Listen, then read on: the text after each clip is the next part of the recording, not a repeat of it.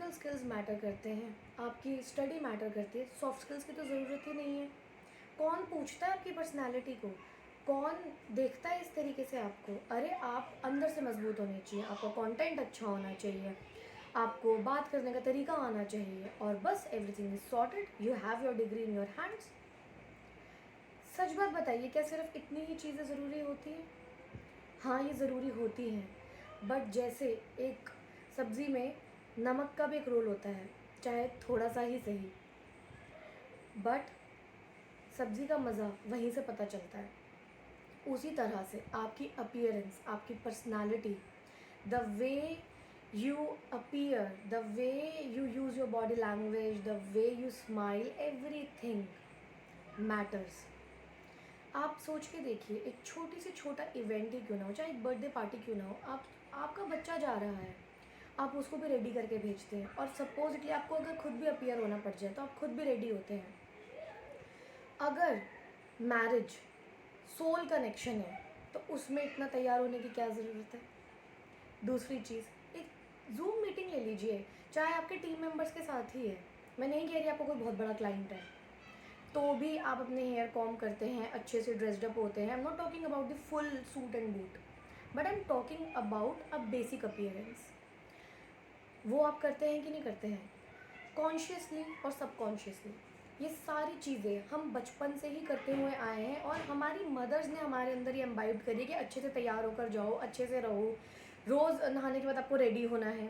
ये सब चीज़ें हम लोग कर रहे हैं, बट द थिंग इज़ हम इसको अपने डेली के लाइफस्टाइल या अपने डेली रूटीन की चीज़ों के साथ या अपने जो बेसिक लाइफस्टाइल है उसमें हम इसको मर्ज करके नहीं देखते हैं। ये सिर्फ पॉइंट ऑफ व्यू की बात है। इट इज़ लाइक जैसे टूथब्रश, आपको पूरे दिन में इसकी जो ज़रूरत है वो 1 to 2 मिनट्स की होती होगी, ठीक है, मैक्सिमम। अगर किसी को बहुत ही शौक है तो वो 4-5 मिनट्स भी ले सकते हैं, it's up to their choice. But अगर टूथब्रश ना हो हमारी लाइफ में तो उसका भी एक अलग रोल है और वो एक ज़रूरत है। उसी तरह से आपकी अपीयरेंस, आप खुद का एक ब्रांड है। सोचिए, आपके रिज्यूमे में सारी चीज़ें लिखी हुई होती हैं, but still they want you to appear on the day of interview because they want to see your personality, how you are communicating, the way you are using your body language। वो सबका congruence देखना चाहते हैं, जबकि आपकी education, आपकी personal information सब biodata में लिखा होता है आपके रिज्यूमे में, और आपसे फ़ोन पे बात भी हो चुकी होती है, तो यानी कि आपके टेलीफोन के थ्रू पता भी चल चुका होता है।